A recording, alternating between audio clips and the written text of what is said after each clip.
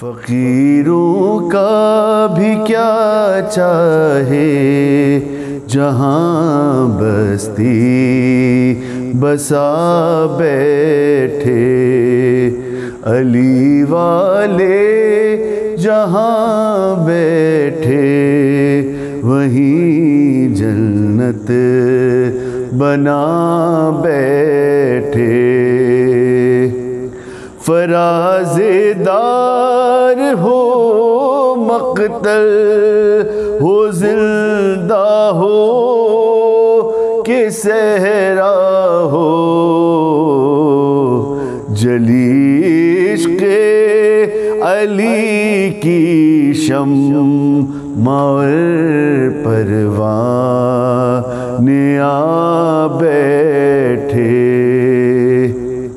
کوئی موسم کوئی بھی وقت کوئی بھی علاقہ ہو،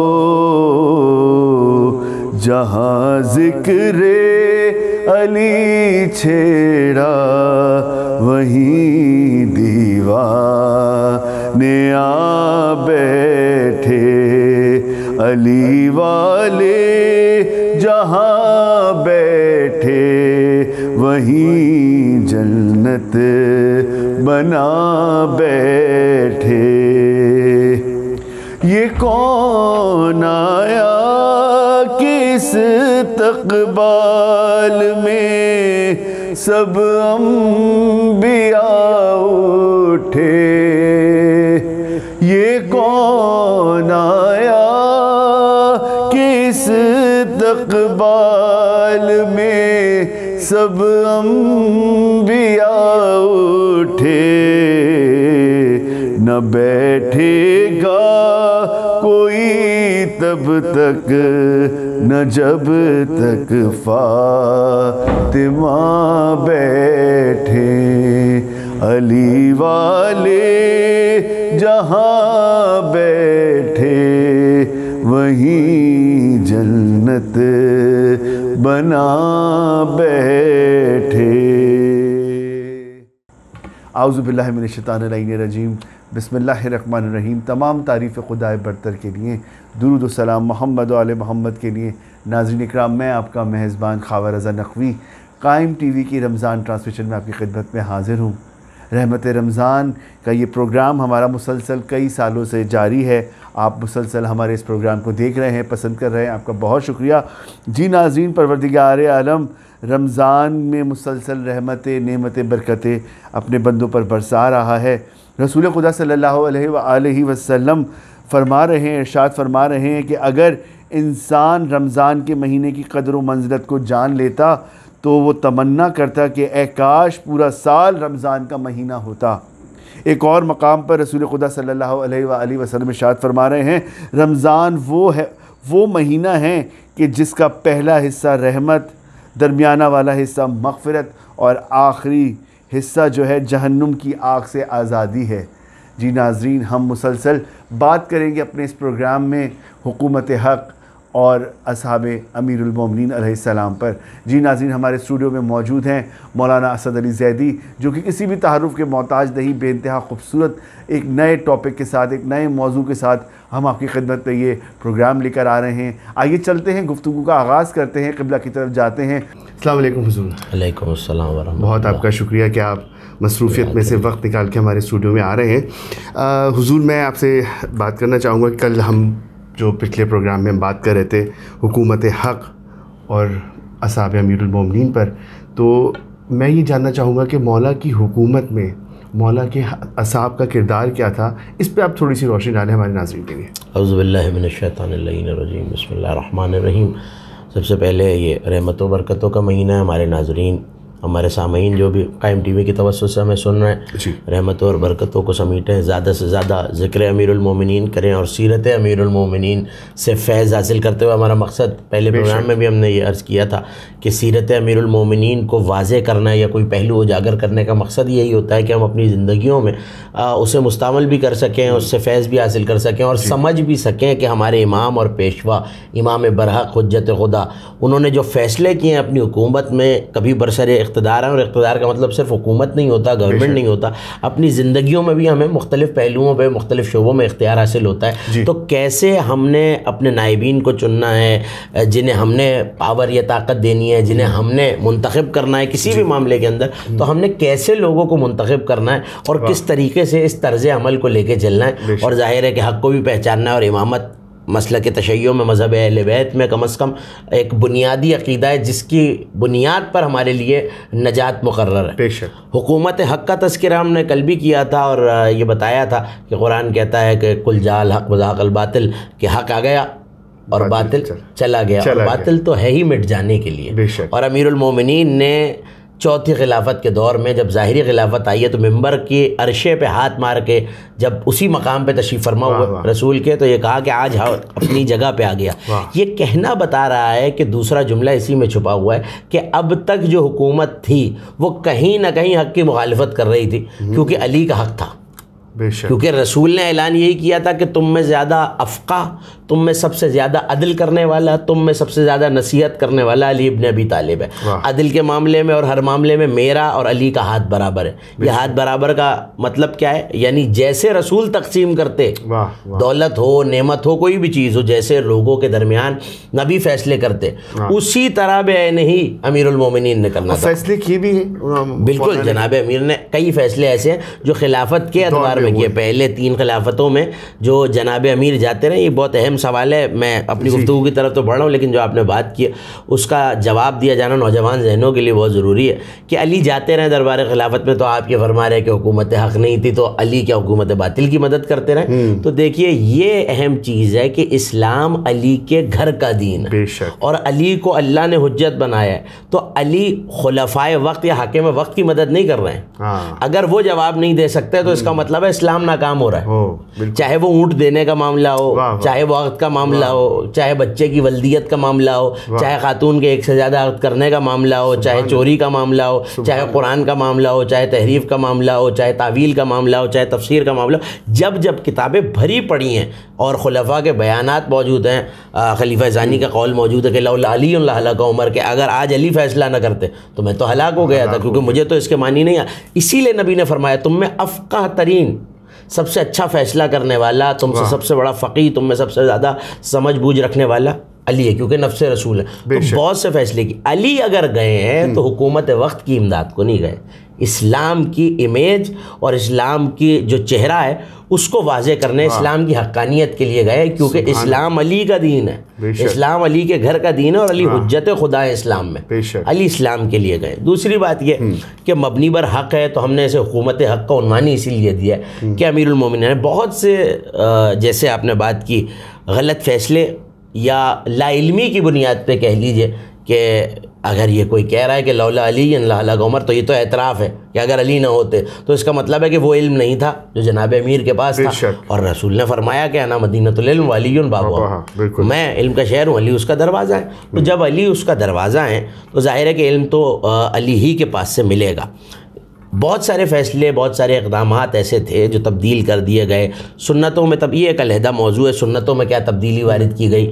مثلا جو مشہور معاملات ہیں جنہیں آپ جانتے ہیں، طواف النساء، حج تمتع، زکوٰۃ کا معاملہ ہے، سنت رسول کا معاملہ ہے، اعمال و فرائض کا معاملہ ہے. تو بہت ساری چیزیں ایسی ہیں جو ادوار خلافت میں تبدیل کی گئیں یا از سر نو وارد کر دی گئیں، نئی چیزیں کر دی گئیں. تو اب یہ سارا معاملہ کہاں ہو رہا ہے؟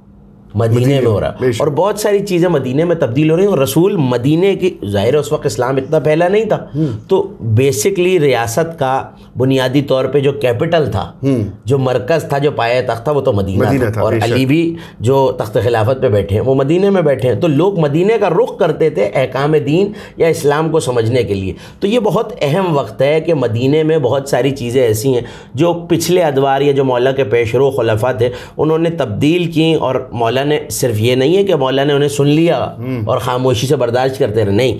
حضرت امیر المومنین کے، مولا علی کے، شیر خدا کے ہر موقع پہ احتجاج موجود ہے. جب کبھی کسی سنت کو، جب کبھی دین کے کسی معاملے کو تبدیل کیا گیا تو مولا نے جا کے آواز اٹھائی ہے.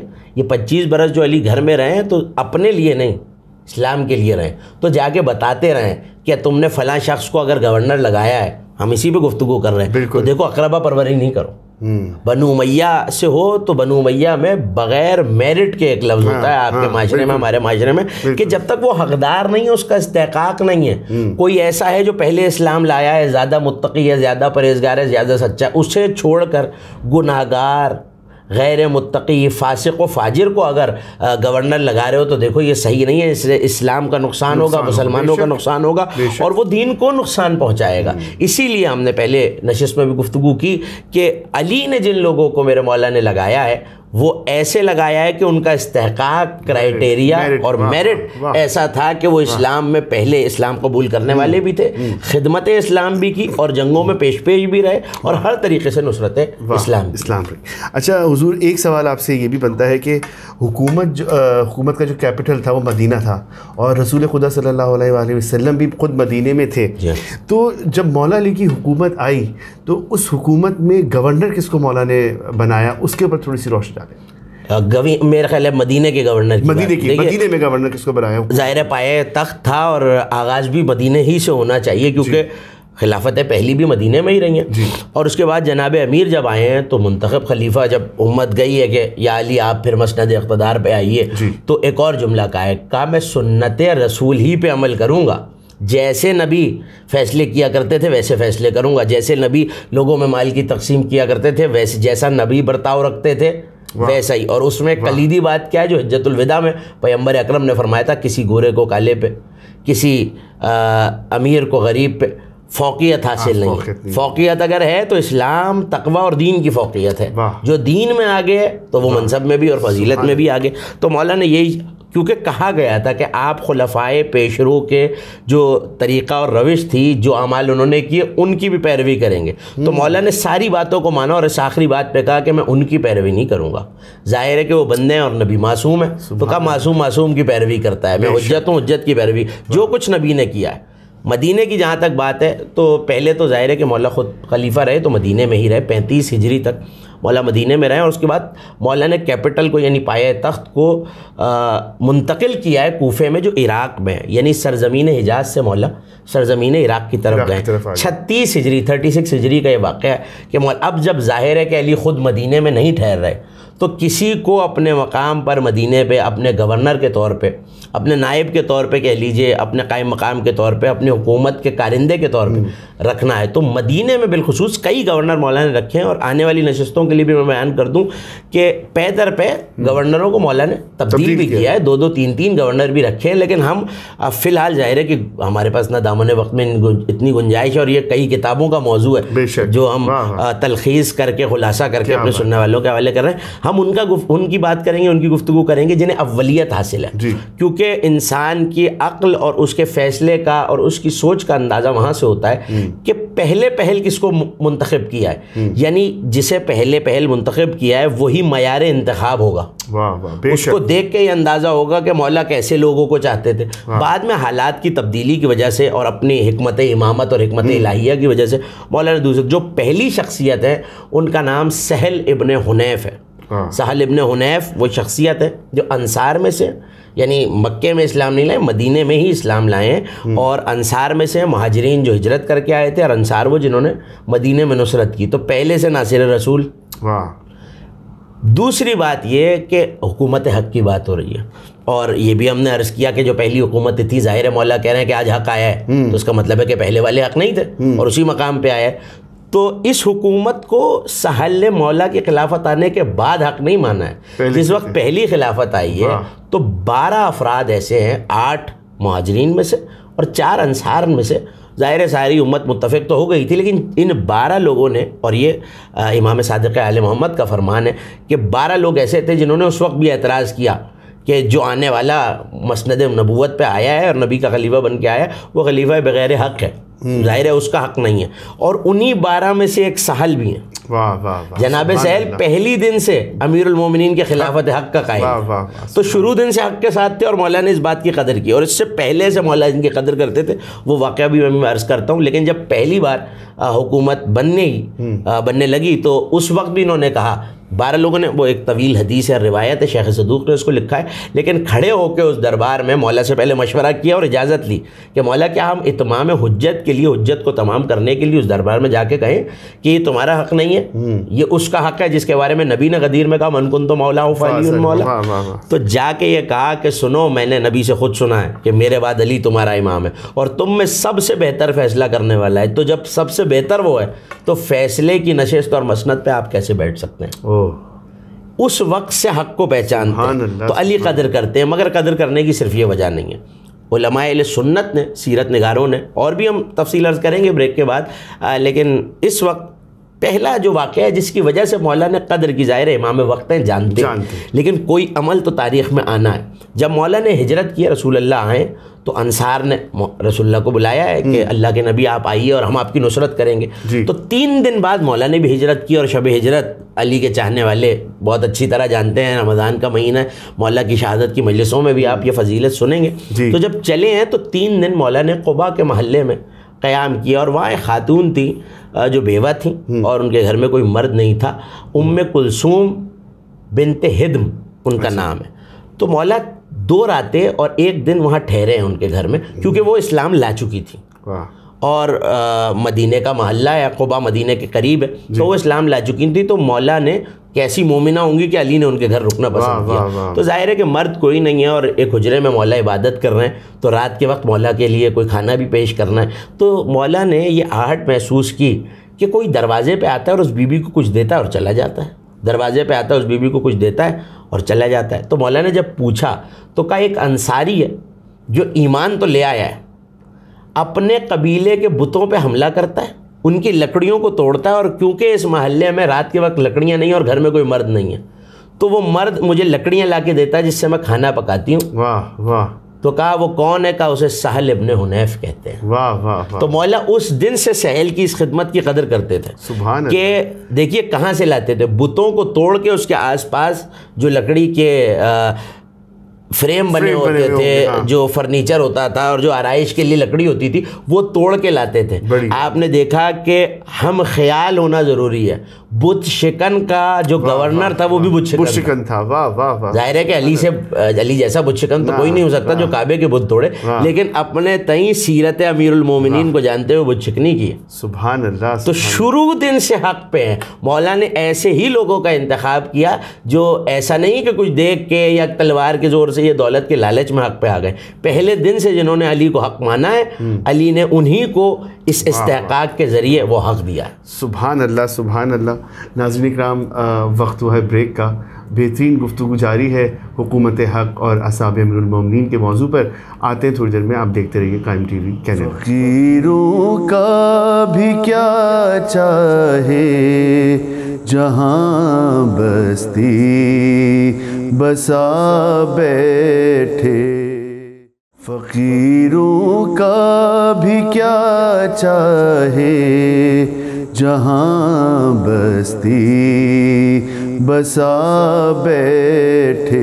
ویلکم بیک ناظرین، ہم بریک سے واپس آ چکے ہیں اور ہمارے ساتھ ہمارے اسٹوڈیو میں موجود ہیں مولانا اسد علی زیدی، جو کہ مسلسل حکومت حق اور اصحاب امیر المومنین پہ گفتگو فرما رہے ہیں. آئیے چلتے ہیں ان کی طرف اور مزید اس گفتگو کو آگے بڑھاتے ہیں.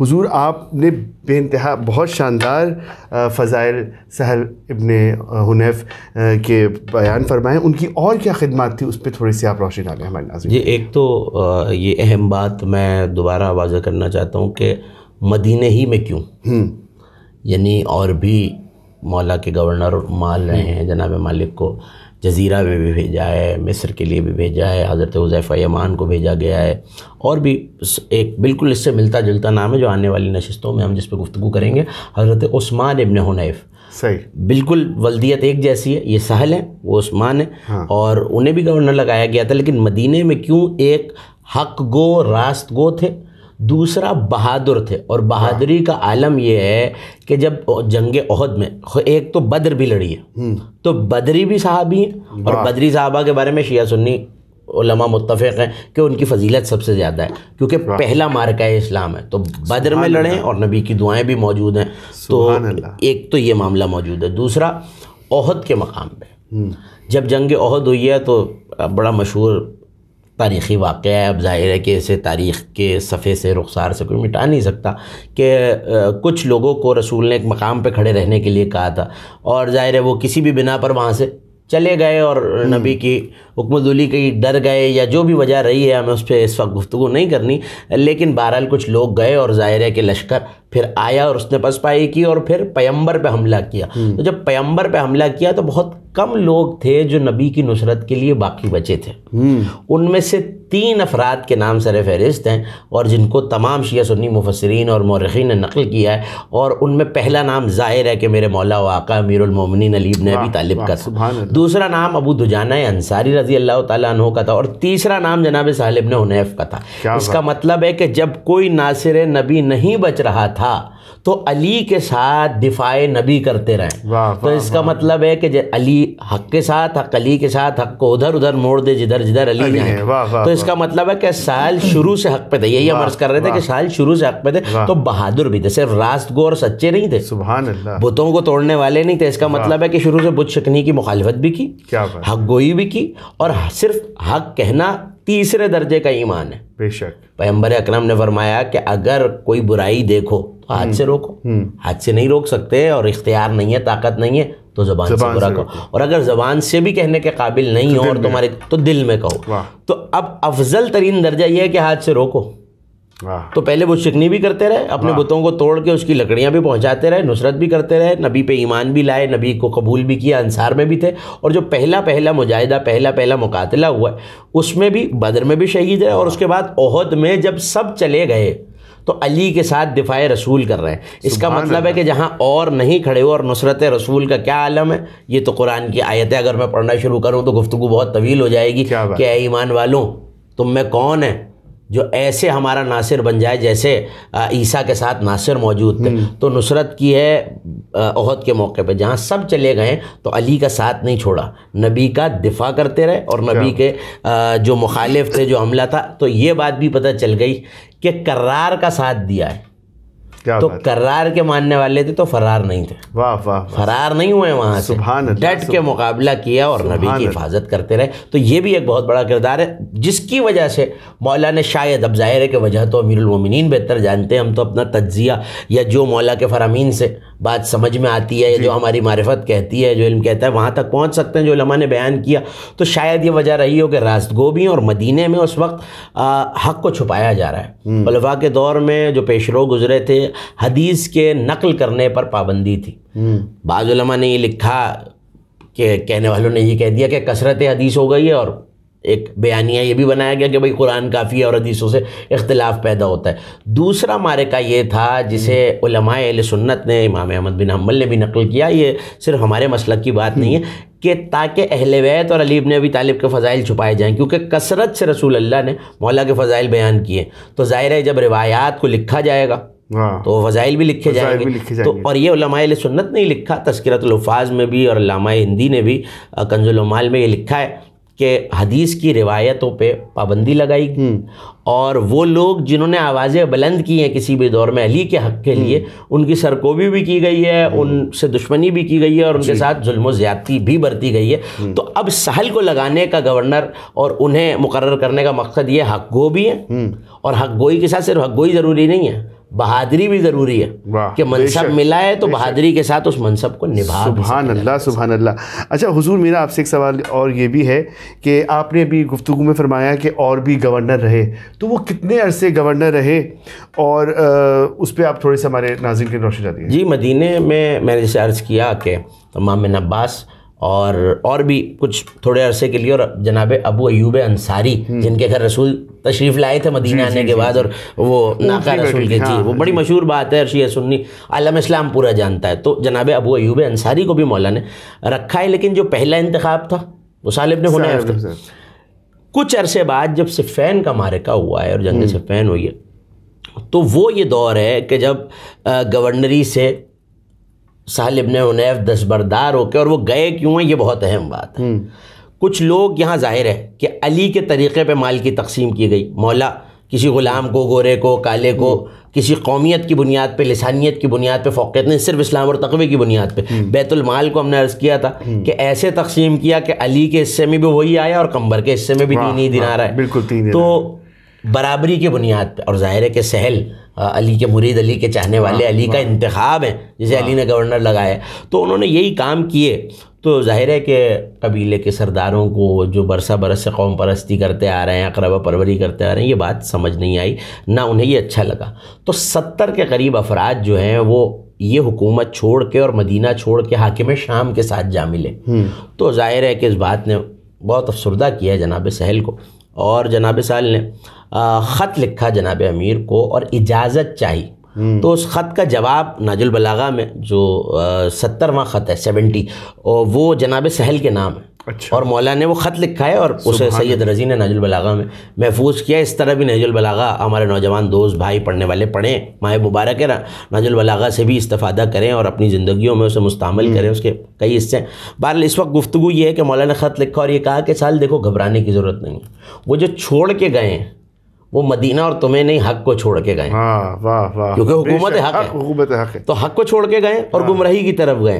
اور تم یہ غنیمت جانو کہ تمہیں ان منافقوں سے شفا مل گئی ہے کہ آج نہیں تو کل چھوڑ کے چلے جاتے، کیونکہ جو مال کی قلت کی وجہ سے ہیں، جو منصب کی وجہ سے ہیں، ظاہر ہے کہ وہ باقی نہیں بچ، لیکن جو حق کی وجہ سے ہیں وہ تب بھی جناب امیر کے ساتھ رہے.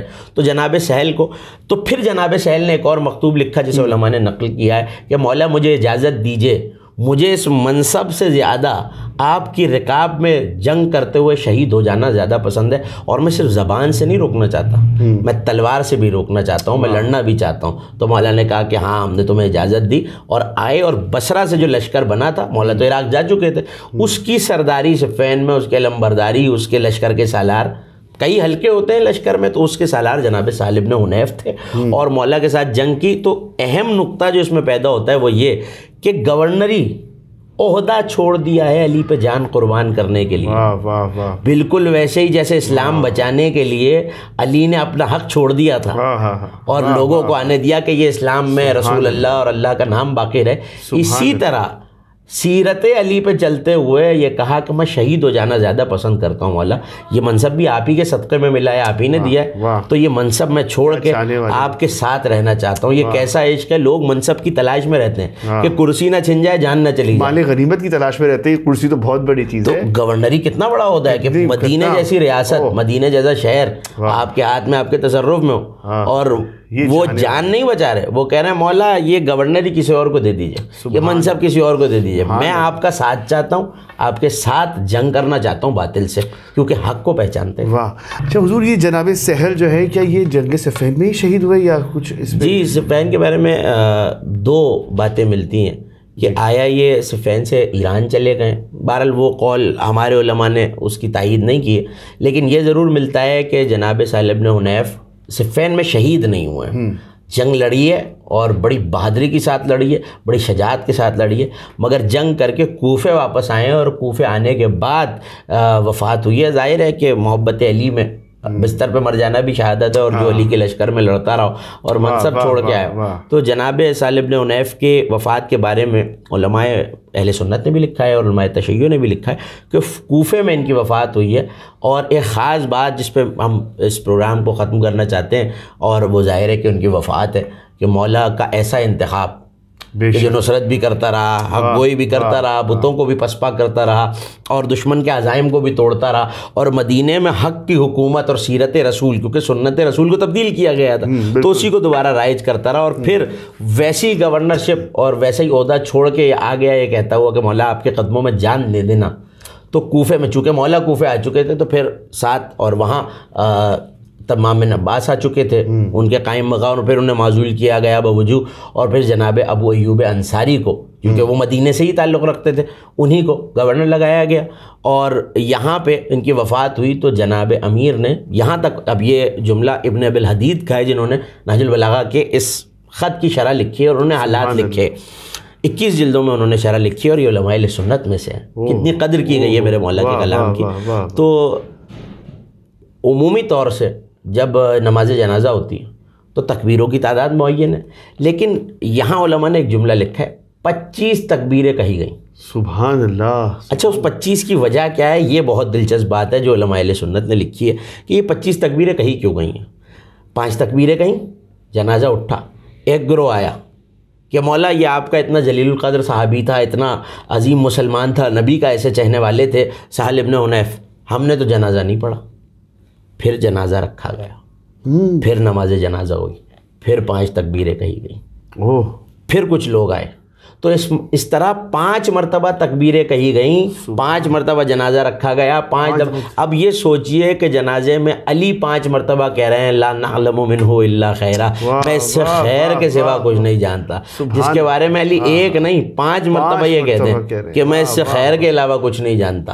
تو آپ سوچئے کہ اس سہل ابن حنیف کا مرتبہ کیا ہوگا کہ خیر ہی خیر ہے، حق گوئی بھی ہے، تلوار بھی چلائی ہے، نبی کی نصرت بھی کی ہے، بھاگے بھی نہیں، فرار بھی نہیں ہوئے، دل جمی کے ساتھ جہاں سب چھوڑ کے چلے گئے وہاں نصرت نبی پہ قائم بھی رہے، بتوں کو توڑتے بھی رہے، علی کے حق کے لیے آواز بلند کی ہے. ان 12 لوگوں میں سے ہیں جنہوں نے جب مولا کا غضب کیا گیا تو فوراً اٹھ کے کہا کہ یہ تمہارا حق نہیں ہے، ہم نے تو نبی سے سنا ہے کہ میرے بعد علی امام ہے. تو اتنی قدر کی گئی ہے کہ پہلے دن سے، ہجرت کے دن سے مولا نے قدر کی، اور 25 مرتبہ تکبیر کہی گئی ہے. سبحان اللہ. کتنی عظیم شخصیت ہے. سبحان اللہ. بہترین آپ نے گفتگو کی اور یہ بہترین موضوع ہے.